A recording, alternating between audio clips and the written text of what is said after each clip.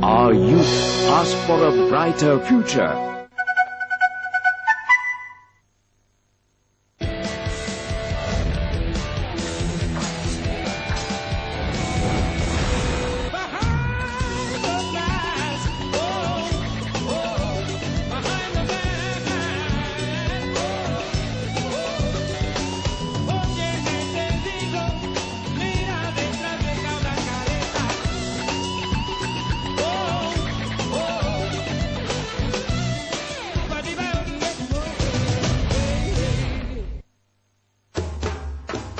Fashion is an expression of attitude. I know now that those things are growing in Sri Lanka. Mistake. It could be something that you try out. You need to get your eye pressure checked. Life really classy. I was really bored. I never knew how to make a cake or do anything. How to do things the right way when it comes to making food. Now I'm sitting here, I don't know what is happening to the cake. I love them so much. In style, classified.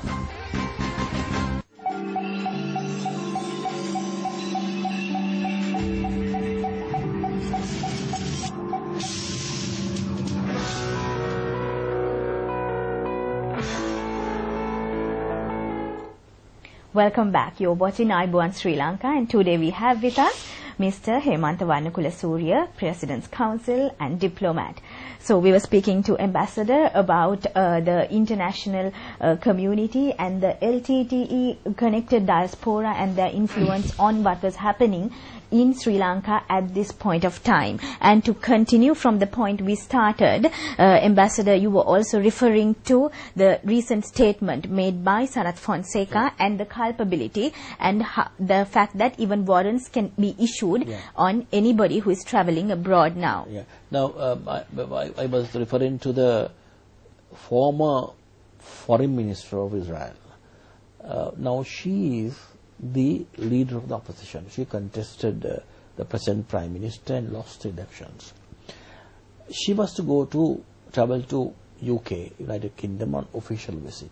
Then she was informed that some interested party, a group which supports Mossad, groups which support group in Palestine, was able to obtain a warrant, ex parte warrant, to arrest the former foreign minister of Israel. Now you perceive the danger, Deepamala. Now when these statements are made, there are a number of organizations in the world, Human Rights Watch, Amnesty International, and many other organizations in the world which is funded by the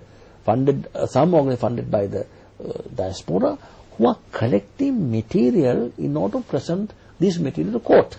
Just can I interrupt you there, Mr. Warnakulasuriya, because now when the statement was released, and also on the 3rd January, the statement was released by editor of the Leader, Fredrika Jans, and she had said that she is going to stand by the story. And at that time, how the article puts it across is that even the statement released, that the government sort of created a campaign to say that he was a patriot and he was a traitor. Basically, they say that it's an orchestrated campaign, and that the government is making this statement and using that as their political capital to get more mileage. So, but basically it's an allegation leveled by Mr. Warnakulasuriya, the opposition, and everyone concerned that this is actually there's no serious repercussion as such, but it is an orchestrated campaign so that in the eyes of the Sri Lankan public, Sarath Fonseca's reputation would be demeaned and the number of votes he would get is less.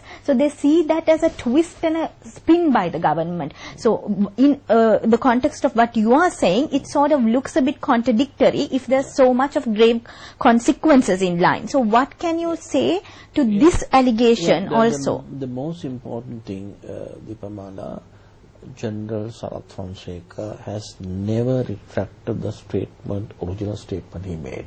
He only made an addition that he heard this from a media persons and the illegal orders were not carried out.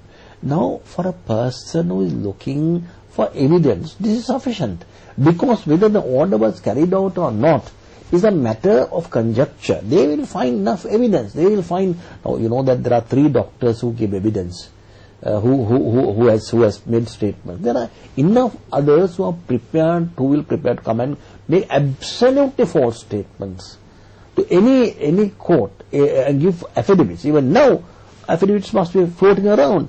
And once that happens, and this, affidavits from a third party, and another statement which appears in the congressional report to the Senate confirming what Sarath Fonseca says, and also the statement he has made to the Sunday leader, and then as there was no retraction, if he says no, this is the editor of Sunday leader misunderstood what I said, I never said things like that. I never involved the army, but instead of which he has only clarified and made an addition, so that is sufficient for a person to obtain a warrant.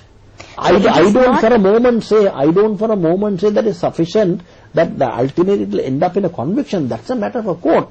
But the danger is that this statement, all these 3 statements he has made, makes it possible, open a Pandora's box, where anybody, any interested party can go to any court, any court in Europe, and obtain a warrant. So basically what you're saying is, it is not a trivial statement that you can say is a spin of the government to sort of portray one person as a traitor and another person as a patriot, but it has serious consequences. I don't want to get into this involvement with the government and General Sarath Fonseca, but I say, as an independent person, the government may have taken advantage of the statement they have made.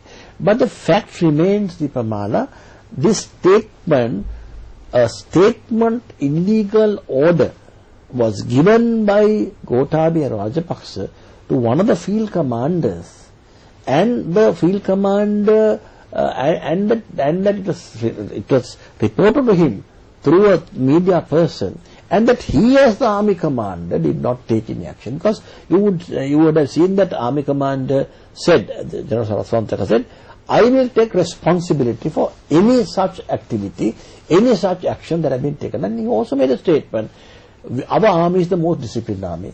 We have not committed war crimes.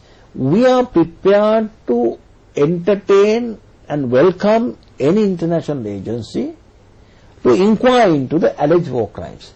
Now, these are contradictory statements. He is supposed to have said, I do not know, on the 18th of July, that these people are killed. Then he is supposed to have said to the Sunday leader that Gotabaya Rajapaksa gave us illegal order. So now that those material is sufficient.